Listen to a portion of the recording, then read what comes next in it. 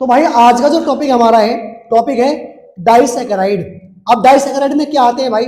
ऐसे कार्बोहाइड्रेट जो आपके हाइड्रोलाइसिस करने पर मोर देन 2 यूनिट्स में डिवाइड हो जाते हैं। जैसे आपका हो गया सुक्रोज और माल्टोस हो गया, लैक्टोस हो गया। ये तीनों के तीनों जो है आपके क्या है? डाइसैकेराइड है। इससे पहले हमने मोनोसैकेराइड को कवर किया। मोनोसैकेराइड में ग्लूकोज और फ्रक्टोज को हमने पढ़ा है, ठीक है, उनका प्रिपरेशन, उनकी प्रॉपर्टीज। इसके बाद हमारा लास्ट टॉपिक हुआ था एपिमर एंड इनेंशियोमर।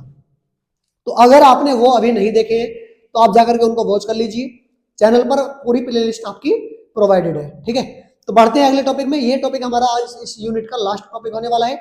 इसके बाद आपके लिए एक मैराथन लेके आएंगे एमसीक्यू की, तो बने रहिए चैनल पर। और अगर नए हैं तो भाई सब्सक्राइब जरूर कीजिए, अपने दोस्तों के साथ में ज्यादा से ज्यादा इसको शेयर कीजिए, ठीक है। तो बिना किसी देरी के टॉपिक में बढ़ लेते हैं हम। टॉपिक क्या है भाई हमारा? डाइसैकेराइड। टॉपिक क्या है? डाइसैकेराइड। देखो, डाई का मीन्स आपको पता लग गया होगा, डाई का मीन्स होता है दो। ऐसे सैकेराइड, ऐसे कार्बोहाइड्रेट जिनमें दो आपके मोनोसैकेराइड हो, उनको क्या बोलेंगे? डाइसैकेराइड बोलेंगे, ठीक है। तो इसके एग्जांपल कौन कौन से होंगे भाई? इसके एग्जांपल होंगे हमारे सुक्रोज, मैल्टोज और लैक्टोज। अगर मैं बात कर लूं सुक्रोज की, सुक्रोज के अंदर होता है alpha D glucose and beta D fructose, ठीक है। अगर मैं यहां से बात करूं मेल्टोस की, तो मेल्टोस के अंदर क्या होता है? अल्फा डी ग्लूकोज, और इसके अंदर दूसरी यूनिट भी किसकी होती है? अल्फा डी ग्लूकोज की। बात करें अगर लैक्टोस की, तो लैक्टोस के अंदर भाई क्या होता है? लैक्टोस के अंदर होता है beta D glucose and beta D galactose. ये आपके मोनोमर यूनिट है जो कि इन डाइसैकेराइड के अंदर प्रेजेंट होते हैं। और ये जो मोनोमर यूनिट है आपके, ये ग्लाइकोसाइडिक लिंकेज के द्वारा, लिंकेज कौन सा होता है भाई इसमें? इसके अंदर लिंकेज होता है ग्लाइकोसाइडिक लिंकेज,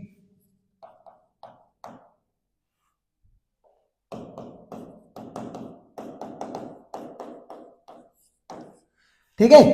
मतलब डाइसैकेराइड में जो आपके दो मोनोमर यूनिट है, वो आपके ग्लाइकोसाइडिक लिंकेज के द्वारा एक दूसरे से ज्वाइन रहते हैं, कनेक्ट रहते हैं। तो इनको क्या बोलते हैं? हम डाइसैकेराइड बोलते हैं, ठीक है। अब डाइसैकेराइड में भाई कुछ हमारे, कुछ नहीं, ऑलमोस्ट हमारे क्या होते हैं? रिड्यूसिंग शुगर होते हैं।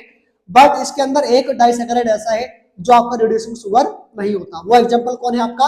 वो आपका आंसर है भाई यहां से सुक्रोज। सुक्रोज क्या होता है? नॉन रिड्यूसिंग शुगर होता है। और ये दोनों आपके क्या होते हैं? Reducing sugar. अब ऐसा क्यों है भाई? ऐसा इसलिए है क्योंकि सुक्रोज के अंदर जो अल्फा डी ग्लूकोज और बीटा डी फ्रक्टोज है ना, इनके जो एनोमेरिक कार्बन है, जो कार्बन रोटेशन शो करते हैं, वो कार्बन एक दूसरे से क्या रहते हैं? कंबाइंड रहते हैं, मतलब वो फ्री नहीं होते। इनके जो फंक्शनल ग्रुप वाले कार्बन है, एल्डिहाइड और कीटोन वाले जो कार्बन है, वो एक दूसरे से क्या रहते हैं? ज्वाइन रहते हैं, कनेक्ट रहते हैं। तो जब ये एक दूसरे से कनेक्ट रहते हैं तो ना तो फेलिंग टेस्ट देते हैं, ना ही आपका ये टॉलेंट टेस्ट देते हैं। तो जब ये टेस्ट पॉजिटिव नहीं देते हैं तो ये कैसे कैसे सब्सटेंस होंगे भाई? कैसे शुगर होंगे? नॉन रिड्यूसिंग शुगर, ठीक है। चलिए, सारे नहीं भाई, केवल सुक्रोज होता है, बाकी सारे क्या होते हैं? Reducing sugar. अब एक एक करके तीनों के बारे में हम समझ लेते हैं। तो पहला टॉपिक यहां से हमारा क्या होने वाला है? सुक्रोज होने वाला है। सुक्रोज में देखो पहला पॉइंट क्या है? सुक्रोज एक डाइसैकेराइड कार्बोहाइड्रेट्स है, ग्लूकोज और फ्रक्टोज के मिक्सचर से बना होता है। ये मैंने आपको पहले बता दिया कि इसके अंदर अल्फा डी ग्लूकोज और बीटा डी फ्रक्टोज प्रेजेंट होते हैं। इसमें monomer unit alpha D glucose और बीटा डी फ्रक्टोज होती है। भाई एमसीक्यू पूछा जाएगा सुक्रोज के अंदर कौन कौन सी मोनोमर यूनिट प्रेजेंट होती है, तो उसमें आपके ऑप्शन दिए हुए होंगे। ऑप्शन आपको कौन सा लगाना है? Alpha D glucose and beta D fructose. अभी आपको एमसीक्यू की प्रैक्टिस करवाई जाएगी इससे अगली वीडियो में, ठीक है। वो वीडियो आपकी लाइव होने वाली है, ठीक है। इसके बाद थर्ड पॉइंट क्या होगा? ग्लाइकोसाइडिक लिंकेज 1 और 2। हाँ, इसमें मेन पॉइंट क्या है भाई? ग्लाइकोसाइडिक लिंकेज का है। जो ग्लूकोज और फ्रक्टोज है, ग्लूकोज का C1 और फ्रक्टोज का C2। ऐसा क्यों? देखो ध्यान से सुनो। फ्रक्टोज में आपका जो कीटोन ग्रुप होता था ना, वो आपका C2 पर होता था। कहां पर होता था भाई? C2 पर। बट अगर मैं ग्लूकोज की बात करूं तो ग्लूकोज में क्या होता है भाई? एल्डिहाइड होता है। ग्लूकोज में क्या होता है? एल्डिहाइड।